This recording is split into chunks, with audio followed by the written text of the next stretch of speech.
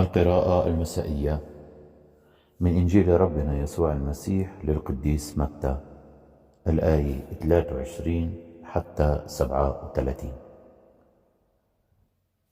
ولما رأت الجموع ذلك دهشوا كلهم وقالوا: ألعل هذا هو المسيح ابن داود؟ وسمع الفريسيون فأجابوهم: إنما هذا لا يخرج الشياطين إلا ببعلزبول رئيس الشياطين.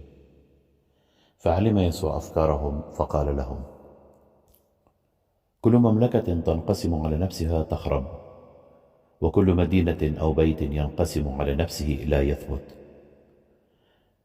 فإن كان الشيطان يخرج الشيطان فقد انقسم على نفسه، فكيف تثبت مملكته؟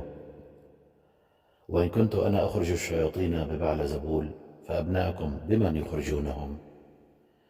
من أجل هذا هم يكونون قضاتكم. وإن كنت أنا بروح الله أخرج الشياطين فقد اقترب منكم ملكوت الله. أم كيف يستطيع أحد أن يدخل بيت القوي ونهب أمتعته إن لم يربط القوي أولا؟ وحينئذ ينهب بيته.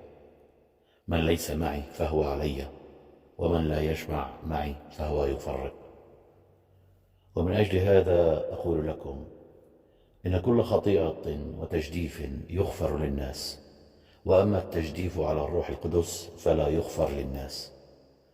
ومن قال كلمة على ابن البشر يغفر له، وأما من قال على الروح القدس فلا يغفر له، لا في هذا الدهر ولا في الآتي.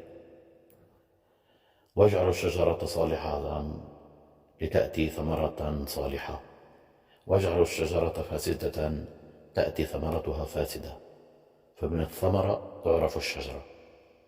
يا أولاد الأفاعي، كيف تقدرون أن تتكلموا بالصالحات وأنتم أشرار؟ وإنما يتكلم الفم من فضل القلب. الإنسان الصالح من الكنز الصالح في القلب يخرج الصالحات، والإنسان الشرير من الكنز الشرير يخرج الشر. أقول لكم إن كل كلمة بطالة يتكلم بها الناس يعطون عنها جوابا في يوم الدين، لأنك من كلامك تتبرر ومن كلامك يحكم عليك.